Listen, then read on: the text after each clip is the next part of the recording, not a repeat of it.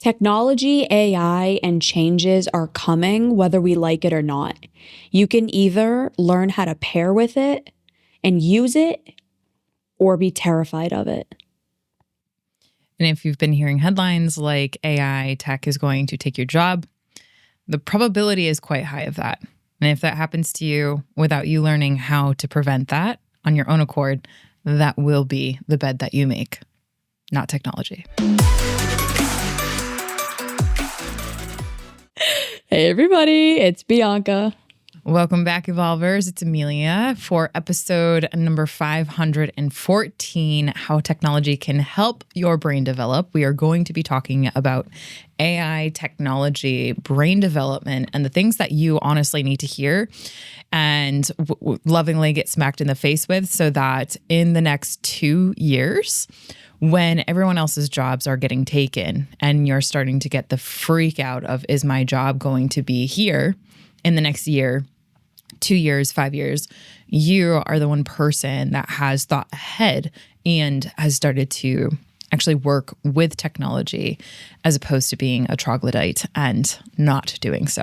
And why does that matter? Because let's be real, one of the biggest things that I keep hearing is that human beings' wants haven't really evolved all that much. What I hear from people in the community, clients, etc., is we want time freedom. We want the ability to spend more time with the people that we love. We want the ability to travel, to do these things, to have these nice things.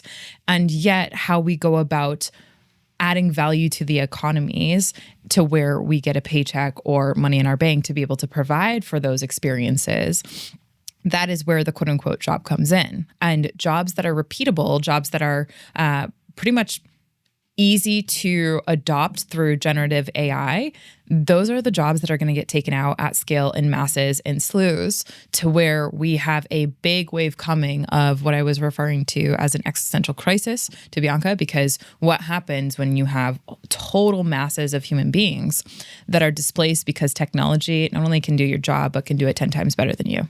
That is a world that we currently as human beings have not experienced, and certainly not at this scale. So as evolvers, it is your job, it is your duty, it is your responsibility, not just for you, but for your families and for the future families that you plan on building, to make sure that you are changing and evolving with the times, not against that. And it is our role, our responsibility as the women of Evolve to try to put these things in front of you when your distraction or focus in this day of age is not on these things. And if it is, it's only fear mongering and fear based, not actually practical tacticals that will help you develop and your brain, more importantly, with the times that are here. Can you give people a little bit of an insight of what is coming? Just so that we can just so that we can then dive into what people can do. So a lot of people have not done the research that you have and can't make the long-term deductions that you're capable of making. So can you give everybody a snapshot of what's to come? Yeah. So it's actually already here. And we see that because I want you to think about someone who is trying to get a different job right now. And I have one person in mind where she's in her late 20s. She is going from one career, attempting to go to the next. Now this woman is educated. She's highly competent at what she does. She's very well organized, and she has a plethora of skills that she's developed and accumulated in her 20 plus years of life to where she would be an asset in any organization that she really applies herself to. She has great work ethic. She's willing to learn. She's got a growth mindset. So from a candidate, right, that's a really ripe candidate, someone who can be an asset to any organization. Now, this woman going through the job process has applied to over 100 different jobs. Her resume, her cover letter, everything is tip top to the nine. Her LinkedIn, the way in which she's having to strategize going about even getting a phone call from a recruiter or from a AI agent now is a totally different landscape than even just 5 years ago. So what is coming is already here. And I want to say that because we are seeing in a plethora different industries where what used to be human front facing, so like, for example, even just when we think about that, getting a job and applying to a job, there are technologies that are receiving applications, and this is nothing new, but not just receiving applications, sorting them out prior to even getting on a phone call or having a face-to-face interaction. And so now apply that at scale, and apply that at scale with different generations. So now in comes the 55-year-old man who decided to, after his 20 plus years of corporate experience and lots of management leadership roles, now he's trying to switch industries because he's all of a sudden had a midlife crisis. And then he's woken up and said, I want to spend more time with my family. So I want a job that's a little bit more flexible. Now this man has 20 plus years of experience and a lot of wisdom, but yet doesn't know how to work a computer for the life of him. This person, he might be able to learn how to log into a computer, log out, but he has no idea how to adopt the technologies that are absolutely essential for any industry that now he goes into. So those are just micro cases. But what we're seeing in a large swath is, and I'm going to cite the Microsoft 2025 Future of Work report here, which is likely circulated in a lot of headlines by now. If you haven't seen that, you need to, which essentially showcases just how much and in a widespread adoption, what is already happening is called the silent quitting, right? Or the silent process of hiring, which is essentially creating this huge gap of individuals who are quote unquote ready to work and have the ability to apply their work, their skills, their experience to an organization, to a job, but yet technology can do it 10 times better. And so this report essentially breaks down the different industries that in the next year to 2 years, now this is a 2025 report. So we're in 2026 when we're recording that. So we're already, like I said, we're already in that. And based on job and market trends, the primary jobs that are at risks are the ones that are highly repeatable, that any computer can do better and faster. And so, for example, those are like customer service and support, right? Administrative office and support. We're already seeing that. A lot of people, will go to a website and can barely get a human on the phone, right? I have a problem with something. Can you actually get a human on the phone? Or are you experiencing just constant walls of AI bots, right? You can actually get a human on the phone to deal with customer service problems. Content and creative services, that's obviously something that we've talked about on this podcast episode, where all now that you see on your social media feed is a lot of AI generated content, also referred to AI sludge. But it's not just that on social media. It's the marketing materials. You can have a full-blown, in-depth research deck prepared and done for you. What would have taken 30 hours of one human or a couple of humans putting their minds together, done in 30 seconds. That is a scale of proportionality of different applications of tools and solutions applied together that human beings just cannot keep up. If I were to ask you, Bianca, can you prepare a 30-page pitch deck that increases the probability of a $100,000 investment from a seed capitalist investor, what would you do? How would you do that? And how many hours, right? You wouldn't even know where to start. People wouldn't even know where to start. So everything from customer service to even technical and financial analysis, what we're seeing now is AI is outperforming even some of the best strategic investors. And so this hiring gap entry level, we're already seeing dropping 13% in 2025 around AI exposed fields like the ones that I just mentioned. Evolve Ventures has a tremendous amount to offer.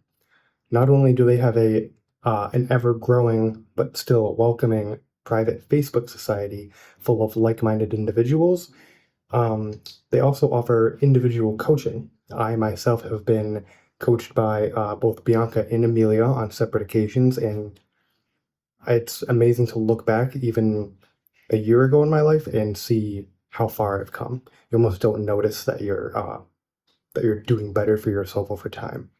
Not to mention, out of the mud, free live virtual event once a month. Can't think of a better way to spend a Wednesday night. You truly can encapsulate the value that it carries unless you've been there yourself and been part of the conversations and the connections that happen and just access to that kind of information. The resources are just incredible. Even restaurants and service industries. If you go through a drive-through now, it's an AI that's taking your order and like doing all of that kind of stuff. Or even in a lot of restaurants now, they don't have servers.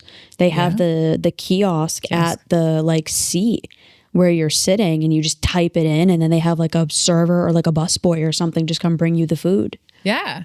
And I'm a futurist, so I think that it's actually incredibly amazing what is happening. And to be honest, I don't think the future can come fast enough from my perspective. But I'm also someone that grew up thinking about flying cars and going to space and all that stuff. So as the nerd that I am, this is really fascinating to actually play out. I remember at one point when I was studying in college, I always would try to take courses in the summer where people would usually take time off. And what I was doing in my mind is I was getting ahead, right? Because if I can complete what would otherwise be 8 years of course academic work into 4 years, 2 years, whatever, right? That was like my brain was developing faster than others and my peers. And so I remember at one point, and I think I mentioned this on another podcast episode, my parents or family would ask me like, why don't you just put the books down? Like, come on, just have some fun. You're only 20 something for once in your life. And you got to kind of loosen up. And I remember saying explicitly, I hear what you're saying and I appreciate that you care about me loosening up. But when I'm in my 30s and 40s, I'm not going to be competing for a job or for whatever it is that I'm doing at that time with other humans. It's going to be other humans and AIs and technologies and robots that we don't even know what the capabilities are yet. And my children that I get to pass all these skills that I'm learning right now, they're going to learn from me, and they're going to have less competition with human beings and far more with robots and AI. And they would just, people, when I would say that, they just stare at me like, you're crazy. And yet here we are. Here we are. The future is here. And so what I want to kind of bring to this episode as a futurist, as a technologist, as someone who is highly adoptive of technologies, but obviously being incredibly mindful of the ethics, of the code of conduct, of, even how the different technology is built, who builds it, what are the quote unquote, quite literally rules of engagement with the tech, like censorship, all that happy jazz.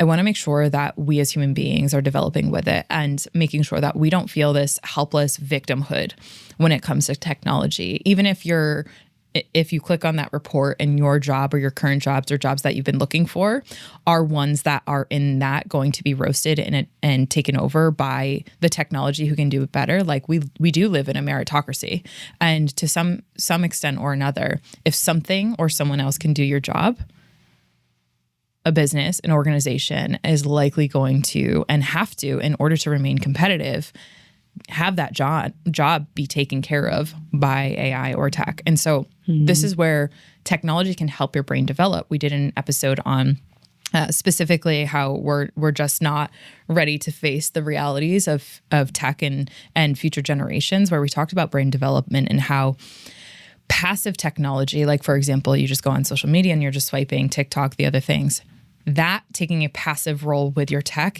is the worst thing that you can do, because it's decreasing your exercise of your brain in the certain brain regions to be able to remain competitive and fire very quickly like tech, right? And so what my goal is in this episode is think about technology and reframe technology a little bit differently to what, Bianca, you said earlier of partnering and pairing with tech, and to try to, as best as you can, develop your brain using tech instead of having tech use you. Because if you're not conscious about that, that will happen. And more than likely, that is already happening. And when we can become and practice conscious tech use, tech is not evil. What's evil is the complacency and the mediocrity that we are applying in the work setting, and that we aren't digging into when it comes to our own brain development. So I have nothing what do to we add. do? I don't know enough about this to speak on it. So that's why Okay. I'm asking you questions. Okay, so one of the things that I wanted to share, had a conversation recently with my mother who she had recently gotten a new iPad. It was really like she was all excited. Got a new iPad, not just for the new and the novelty, but all the features and all the things that she can engage with. Awesome. New iPad, new phone, awesome. Go lucky. She's like, yeah, I'm gonna give my older iPad, the one that she had, to my grandmother, my Mimi. And I'm like, oh, that's so exciting. And my grandmother, who she's in her 80s, she's excited. She's like, oh, I'm so excited to get a new iPad. And why I share that personal story is because I think that that's actually a really good sign and the studies really do start to show how when you are actively engaging with your tech. So for example, there are things like you can play chess online. You can leverage technology like Babbel or speech recognitions. For my mother, she uses tech actively to help her read because her eyesight, she's going through something with her eyesight that it's really strenuous for her eyes to read. And so she's engaging. There's technology apps. There's the way in which you use technology to tap, right, in certain games. And I'm not saying games are terrible. It obviously depends on the age. But like something like that where my grandmother is using specific technologies to increase her skills, the tapping, the spatial development, the specific usage of the tech is increasing her neuroplasticity because she's having to learn something new. And studies continuously show that there are certain games, video games, specific texts that actually do help to engage areas of the brain that would otherwise remain low activity or dormant if you're just using tech passively. So for example, something like a Duolingo. I have a client who's, I don't know, a couple thousand days consistent on Duolingo, which is an active tech that is teaching the adoption of speech, but using the visual cortex to be able to engage and tap the screen in a specific way that allows both motor cortex to be engaged, which is like exercising a specific muscle in his brain, making sure that the speech adoption, which is obviously, plus the eyes, it's visuospatial. So that's just one app. Now, when we see technology coming in with VR, AR, so VR is virtual realities, AR is augmented realities, and then there's kind of blended realities, which is, you're starting to see certain Meta goggles, Google Lens, all this stuff. There's amazing technology that's coming out where we're not just using a screen to tap. There's actual engagements. You see artists using virtual reality to paint and some incredible art exhibits where what you would go and walk up to is just a 2D printing hung on the wall, but you now have artists that go in and use virtual reality to create a visual engagement system. So why I think that's so exciting is because whether you're like my Mimi at 80 years old, learning something new, you're putting your brain in the gym to quite literally be able to exercise differently. And that is allowing your brain to develop at rates that are actually so incredible that we as human beings didn't have the ability to do in times of the past, right? We didn't have tech that literally can help us rewire our brain. And I'm not even going to get into, for my neurodivergents out there are technologies that are now adopted to your specific unique brain patterning to where you can literally sync up your heart rate, biometrics, et cetera, to help you learn better. So there's a theory that adults learn differently than obviously when we are kids. And the more we dig into some of those theories in the brain science that is coming out, the more it seems to be highly relevant to us who are adults.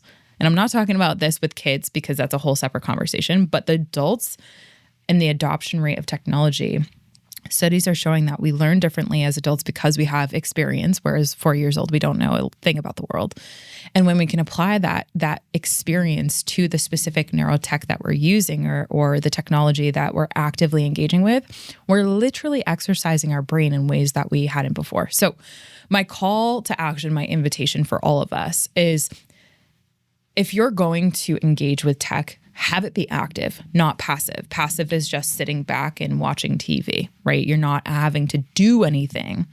Engage actively with the tech. You're just passively scrolling or watching TV or Netflix, whatever, right? The tech is doing the work for you. If in whatever tech you can find where you have to engage, one tiny example is like spreadsheets. I am all for spreadsheets and making sure that our team at Evolve is coming up on their spreadsheet skills at all time. Why is that? Because spreadsheets are the application of active tech in real time in a business and work setting.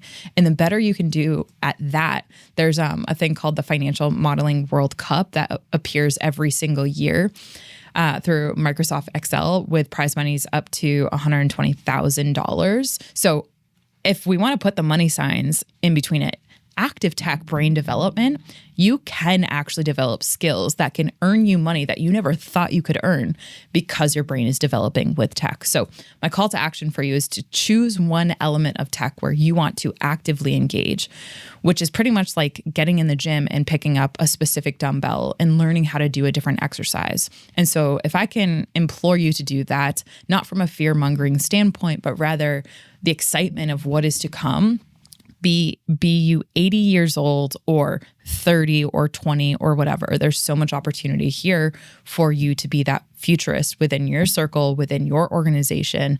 And when it comes to jobs, man, I'm telling you, leaders are going to look for that. So be that person, get ahead of the curve, especially considering the curves right here. So thanks, Bianca, for letting me blabble on about this. Questions, concerns, please do reach out. Other than that, she and I both have our episode suggestion. 492, the realities of tech and future generations that none of us are ready to face. Heck yeah. All right. With that being said, Evolvers, thank you as always for your interest in the holistic science of mental health and well-being. We are excited for you to evolve with the future, not against it. Be well, everyone. Bye, everybody.